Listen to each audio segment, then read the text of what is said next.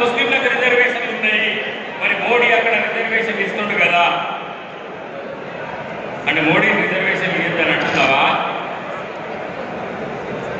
ఈ విధంగా ఇక ఇంకొక ఈటెల రాజధాని మాట్లాడుతున్నాడు, కులగణన ఎట్లా చేస్తామట, ఇక్కడున్న రెట్లు అక్కడ ఇక్కడ ఓసీలు అయితే అక్కడ కర్ణాటకలో బీసీలు కాదని ఎవరు అంటున్నారు, అక్కడ కర్ణాటకలో ఉన్న లింగాయత్ ఇక్కడ బీసీలు, మరి ఇదే దోపిలు చాకలి వేరే దగ్గర ఎస్సీలు, ఇదే ముదిరాజ్ కులం మన దగ్గర ఉన్న ముదిరాజ్ కులం ఇక్కడ బీసీలు అయితే హర్యానాలో ఉత్తరప్రదేశ్లో ఎస్సీలు వాళ్ళు. రామ్నాథ్ కోవింద్ అనే అధ్యక్షుడు ఆయన కోలి ముదిరాజ్ అని అక్కడ కోలి అంటారు వాళ్ళు ఎస్సీలు.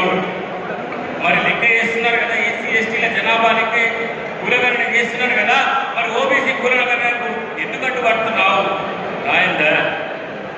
ఇది న్యాయమేనా అని అడుగుతున్నా. ఇక్కడున్న బీసీ మిత్రులను అడుగుతున్నా, కులగణన కావాలా, కులగణన వద్దా? కావాలనేటువంటి అంత చేతులు లేవడం. బీసీ రిజర్వేషన్ మీరు మీకుందా? మధ్యలో ఉన్న మహిళ భయపడద్దు, భయపడితే అన్యాయం జరిగేది మీకే. కులగణన